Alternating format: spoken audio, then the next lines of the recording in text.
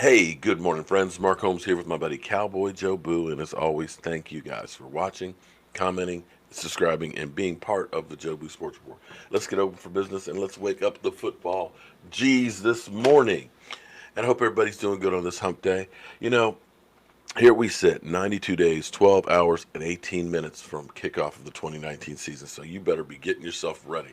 You better be making sure if you're redoing the man cave, you get started and get it done before the season gets here. That's where I am, constantly working and trying to upgrade this thing because I want to be ready. I am so excited about the season. Win, lose, or draw, I'm excited. Now, I got to tell you, I just can't seem to stay out of trouble. Last night I was on West Coast this channel last night, Dallas Cowboy Scouting with Boss Cowboy, and we have a discussion about Tony Romo, whether or not he should go into the Hall of Fame. And it got heated. It got real heated. In fact, I'll share a clip or two later on today with you from that. But definitely, Tony Romo brings out a lot of passions both ways. But I, I'm going to get a lot of hate on this, but I got to tell you, sorry, but Tony Romo, I don't think is deserving of being in there for a multitude of reasons. And don't give me hate because it's not that I hate Tony Romo, but you got to understand when you look at yardage, you look at touchdowns. Eli Manning, who's got two Super Bowl MVPs, has 110 more touchdowns than Tony Romo, but in more yardage, and he's got two rings. And then you're looking at all of the quarterbacks of this era.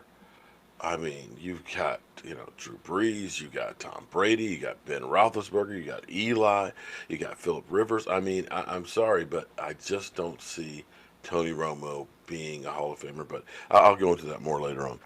But maybe I'll get a clip or two of that and share it with you. But the live stream is actually on here as well. Now, one thing they say imitation is the highest form of flattery.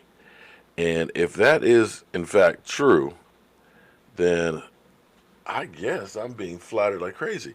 I, I've said this on a multitude of times, and people are saying, "You're full of crap, man. You didn't say that," and stuff. And I'm like, I swear, I did a video about that. Boom. And then a couple days later, somebody else talks about it. Now, I understand there's only so much stuff to talk about and things. But for quite a while now, I have been a big Rod Marinelli fan because I have said that Rod Marinelli is like Yoda. I said Rod Marinelli is the defensive line whisperer. He takes guys that you just don't know about, guys that when we sign them, we say that's just a camp body, turns them into productive players, and they go get paid elsewhere and then usually just don't bust a great. I have said for a long time defensive line whisperer. Well, Eric Barnes, thank you, my man. He tweeted me last night this. I'm not sure who used it. And Eric, if you watch this, I'm just curious to see who it was that actually used this. But Eric Barnes says, at Cowboy Joe Boo. So now they're taking your lingo in articles now. Marinelli, the whisperer. There's no question that one of the strengths of the Dallas Cowboys is their defensive line. A lot of that due is in part to the whisperer heading their defensive staff, Rod Marinelli. So you tell me, am I crazy? Or did they actually take that from me? And if you did, you know what? I am, whoever you are, I am very proud that you think highly enough of what I say to use as your own material. I got no beef with that. I'm, in fact, very proud of it. But, since you are up here and I'm down here, how about you toss me a bone, a little something, give me a shout out, or something like that. So yeah, I love this term coming from Joe Boo Sports Report, the whisperer. Just give me just a little taste, a little piece, just a little something, just a little bone, man, because we starving over here. We starving and still putting in the work.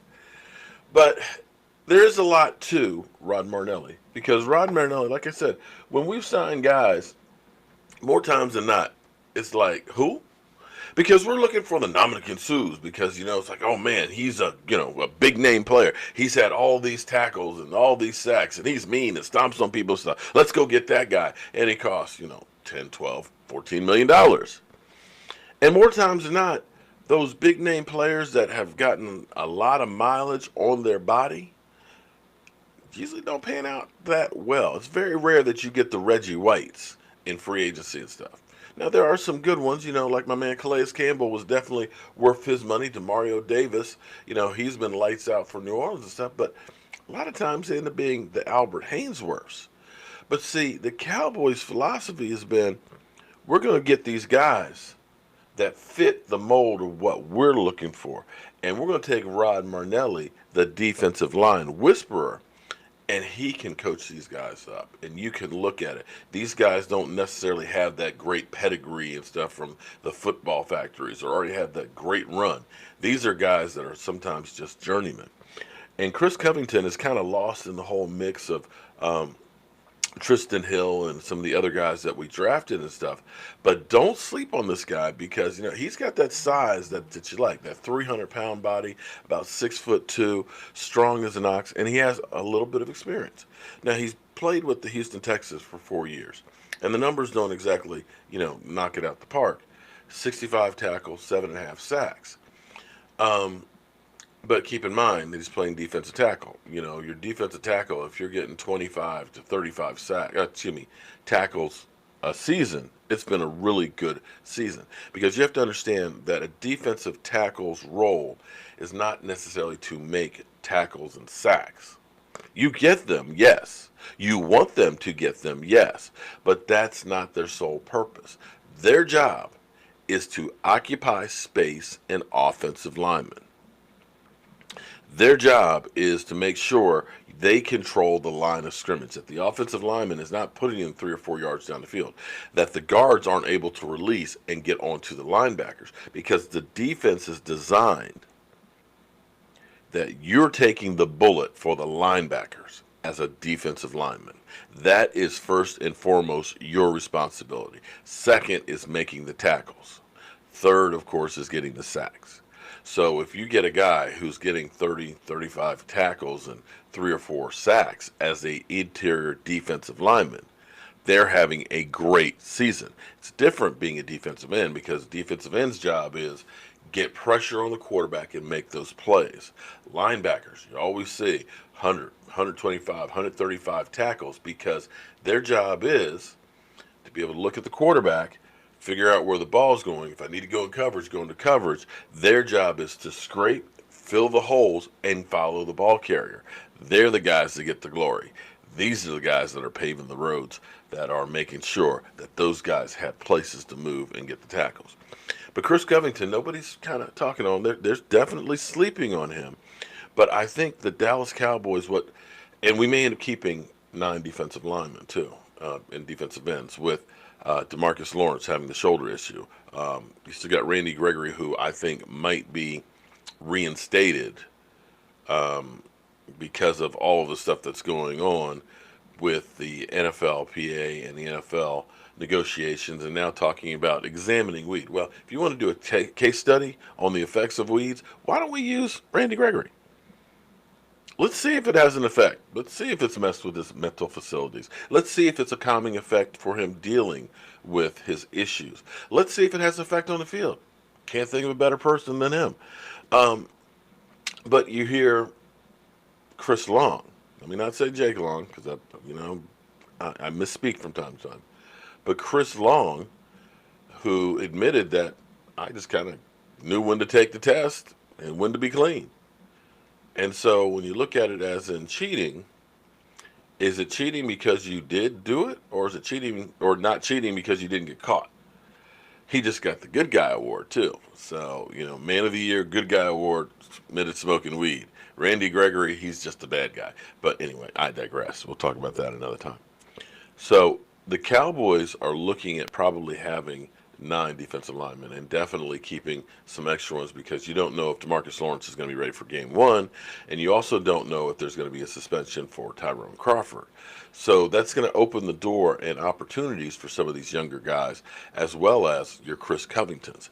And the Dallas Cowboys like to bring in wave after wave of guys after you. Keep those bodies fresh. Try and make a team one-dimensional where they're trying to catch up so they can pin their ears back and make that pass rush. So it'll be interesting to see what Rod Martinelli, the defensive line whisperer, does with Chris Covington. So, guys, I got to get ready to go to my day job. We'll be over at Don's house, knocking down. Well, no, we actually knocked down the walls, but we actually got to run some wiring and stuff for the light fixtures, and start spackling up the walls and getting corner bead and things on there, and doing my day job.